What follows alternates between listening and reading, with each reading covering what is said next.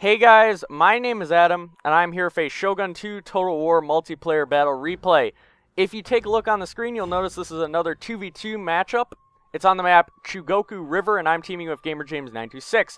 Our opponents are over on the right side, but if you take a look at this picture, you will notice that there are rivers that is going to centralize the fight to the middle of the map.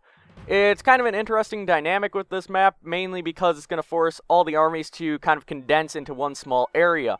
As you can tell, the deployment zones are even reaching out farther than the rivers give us room for. So, it's an interesting map, and I think you'll enjoy this. You really don't want to fight in a river because of the severe movement penalties, but I'm doing something a bit different for this replay, and let me put this in slow motion when it loads up.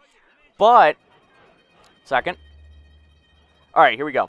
So, for the first half of this video, I will be focusing on my side of the field, and for the second half of the video, we will move over to GamerJames' side of the field. The main reason I'm doing this is because a lot of the action happens pretty much at the same time, so I want to make sure that I can show off both sides of the field very equally.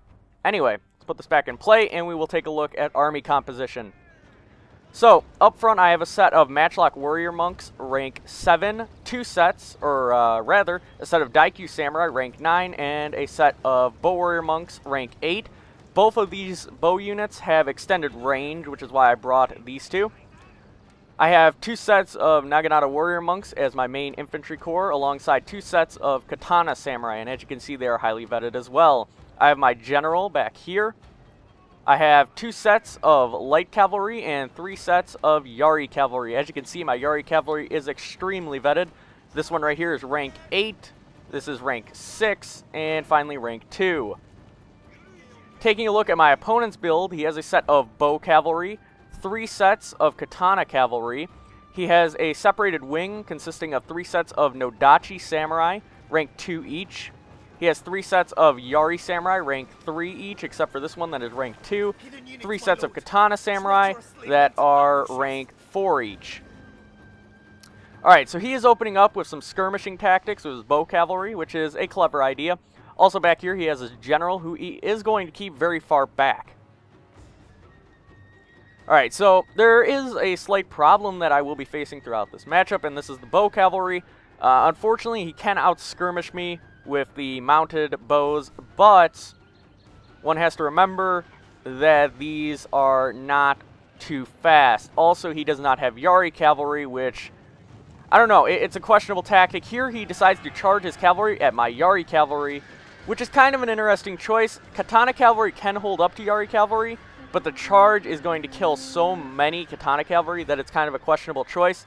Over here you can see that I am rushing my light cavalry and my other set of Yari cavalry to outflank, and I'm going to create a surrounding motion around my opponent. This will of course kill a ton of them, and there you can see that they're starting to rout.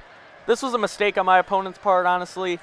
He should not have engaged like this unless he had supporting infantry, which, he was running them over in this direction, but unfortunately for him, it was too late. Over here, my opponent has charged at me, and you'll see that I am now engaging in melee. I have used my bows to soften him up as best as I can. I'm not quite sure why he went for this all-or-nothing charge, but I'll give you a close-up of the action. Over here on the right flank, I noticed that his swords are very isolated. I'm going to charge my light cavalry right into his Nodachis. He is going to activate Banzai, which is going to definitely hurt my light cavalry on the charge. Also, you'll notice that this is in a river, so I am going to suffer charge penalties. So, over here you can see that I'm charging the rest of my cavalry until this isolated Nodachi, which is causing a lot of damage. Over here, I have charged my Naginata Warrior Monks in, and pretty soon I'm going to unleash a war cry, if I remember correctly. Over here, his left wing has folded, and I'm now just closing in on his right wing, which is dying very quickly.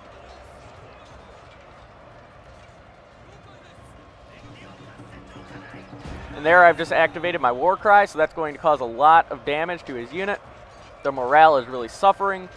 And over here you can notice that my cavalry is still going at it with his Nodachis. Unfortunately for him, his Nodachis are unable to stand up to all the cavalry that caught them off a charge, and they're going to start routing.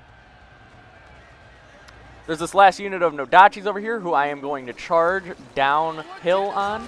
It's not a very steep hill, but nonetheless it does give me a little bit of a charge bonus. And these guys are going to get very injured. As you can see, they're dropping very quickly. The main infantry fight is over though, and you can see that I have routed all of his remaining units. All that he has left is a bow cavalry and his general unit, and his general is actually injured. I don't actually remember how that happened, but I do know that he was injured. I think I may have charged some cavalry back here, and his bow cavalry had to intervene. I'm not quite sure though. Alright. Over here on the right wing, you can see that his Nodachis actually have caused a lot of damage to my cavalry just because it is a very powerful sword unit. So I'm going to get my Yari cavalry out of there because I don't want to be left without cav when chasing down his bow cavalry and his avatar. So I want to be very careful about that. But his Nodachis appear to be running over in this direction. You'll notice that they may be going for this workshop, so I decided to go for another charge because I don't want them to get that. And I'm going to catch them on a huge charge bonus, and it's going to absolutely destroy them. I believe they're going to rout here any moment now. Yep, there they go. So my Yari cavalry was one of my units that got like the most kills this game, and it's for good reason. They've been fighting other cavalry and a lot of infantry this whole time. So quite an impressive showing. You'll also notice that I have routed his bow cavalry with my bows as well. My bows are going to completely destroy this unit if I remember correctly. Alright, so the final unit he has is his avatar, and this is why I really am happy that I had cavalry still, and I'm going to charge my cavalry straight at him. He is going to try for a hill advantage and charge me downhill, so I decide that I'm going to try to head up this side of the hill, while meanwhile he heads straight up. Because if I just let him get that hill advantage, then he very well could defeat my Yari cavalry, just because hill bonuses are quite large in Shogun 2. You really don't want your opponent to have them. But I'm going to pretty much level the playing field in terms of equal ground, and we're going to do a nice little charge right into him. I'm going to cause a lot of damage on the charge, and that's pretty much going to spell his general's doom. You'll notice that he's about to rout anyway. He did pop a rally for himself, but there he goes. And I do believe he is going to die on the way. Alright, so that does it with this side of the field, and I will be right back with Gamer James' this side of the field. We'll watch as he get to run down even more, though. Alright, that was quite amusing. Now off to Gamer James' side of the field. Alright, with that side of the field completed, we can now move on to Gamer James' side. So, because Gamer James was mad at me for not reading off every single unit in his army last time, I'm going to make sure to do it. So, he has 2 sets of Naginata Warrior Monk Cavalry and a set of Fire Cavalry. This makes up his Cav component. He has a detached wing over here, as you can see. He has 2 sets of Sword Attendants, a set of Wako Raiders, and a set of Bandits. This is a pretty solid lineup for a detached wing. Then, for his main army, he has 2 sets of Bow Warrior Monks that are unranked, a set of Yari Ashigaru unranked.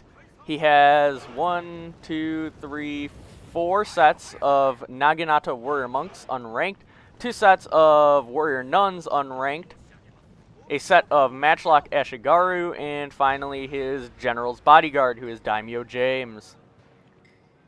Then, taking a look at his opponent's build, you'll notice that he has a set of Katana Cavalry, and that makes up his whole Cav component. So, James's opponent is lacking in the Cav department. He also has 2 sets of Matchlock. One is a Matchlock Warrior Monk, the other is a Matchlock Samurai. He has 3 sets of Bow Ashigaru, 1, 2, 3 sets of Lone Sword Ashigaru, 4 sets of Nodachi Samurai, 3, 4, 5 sets of Naginata Samurai, and finally his general, who is named Special Poke. Alright, with the armies labeled off, you'll notice that James has moved his sets of Naginata Warrior Monk Cavalry out to his left flank in an attempt to make his opponent worry a little bit. In response, Special Poke has moved his Katana Cavalry to his right wing in order to counter that. But you can see that Special Poke is wasting no time in his advance. That's mainly because the action over on my side is happening at the same time.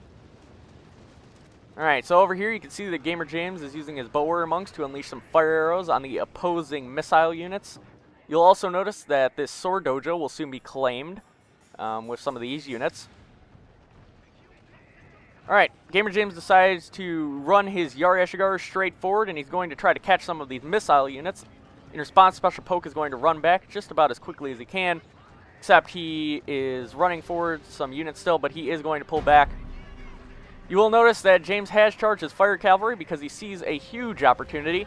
Special Poke is going to try to get a shot off, but is going to be run down. That was a very, very solid charge by Gamer James there, and you'll notice that these Yari even caught some of these Matchlock Samurai. Over on the right wing, you'll notice that Gamer James is using a Sword Attendant to capture this Sword Dojo, which will increase his melee attack and charge. Very, very solid move there. And you can see that Gamer James' opponent is now thrown into chaos. He has units scattered everywhere, especially after all this cavalry charging. In response to the fire cavalry, Special Poke did move this Lone Sword Ashigar forward, which honestly, if he was going to try to counteract Cav, he should have probably ran forward one of his Naginata Samurai, because Lone Swords are not very good, especially since these guys are unranked. Alright. Up in front, Gamer James has moved a Warrior Nun in place, it would appear. Over here you can see that James has sent a Sword Attendant unit to try to deal with this Lone Sword. Now Sword Attendants are a very, very cheap unit, so the loss of these guys was not that devastating. And also, they did quite a lot of damage to this Lone Sword unit, so I'd say that was a pretty effective attack. All the while, Gamer James' bows is wreaking absolute havoc on the enemy swords. You'll also notice that I did charge a light cavalry back over in this direction, and I attacked their general and actually routed them. So I did do James quite a bit of service in that regard. It's going to cause a lot of morale problems for his opponent, and not to mention that he has unvetted Lone Sword Ashigar. These guys without a general will break very quickly, and James is targeting them with his bows, which is a very good move. Special Poke is using his missile units to try to push back James's troops. Now, unfortunately for James, a lot of his troops are very, very weak in the armor department, so these bows are going to cause a lot of damage. Over here, you'll see that this Matchlock Samurai is absolutely unloading on this Warrior Nun unit, and they're going to drop about 20 men before they even reach them. But Gamer James is now going to be charging straight forward, and he's going to be engaging the Lone Swords in the first line, but obviously there'll be no Dachi following that, and finally the Naginata Samurai. You'll see that the charge is going on across all fronts.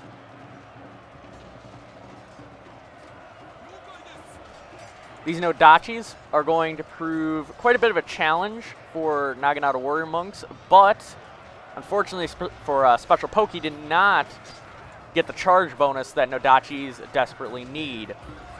You'll notice that Gamer James is running forward his general here, and I do believe he's going to put his general into stand and fight, which will greatly help keep the morale of his troops up, which definitely could play a huge factor.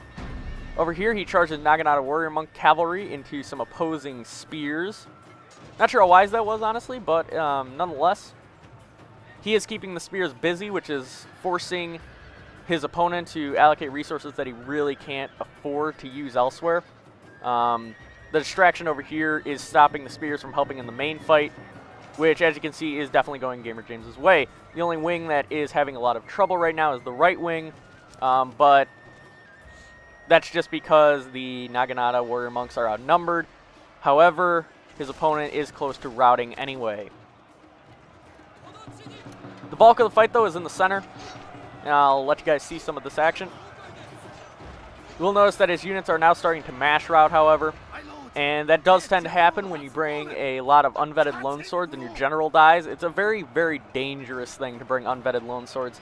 They're a very cheap unit with very, very low morale. They can be used well in certain circumstances, but in this one, I don't know if I would have highly recommended it. Alright. So, the Naginata Samurai have routed. The Nodachis have routed, and also his Lone Swords have routed. So that does it for this side of the field, guys. You'll also notice that my side went very well as well, and I am now just going to try to wrap around. But that is the end of the match, guys. I hope you all enjoyed the Shogun 2 replay, and I will see you guys in future videos.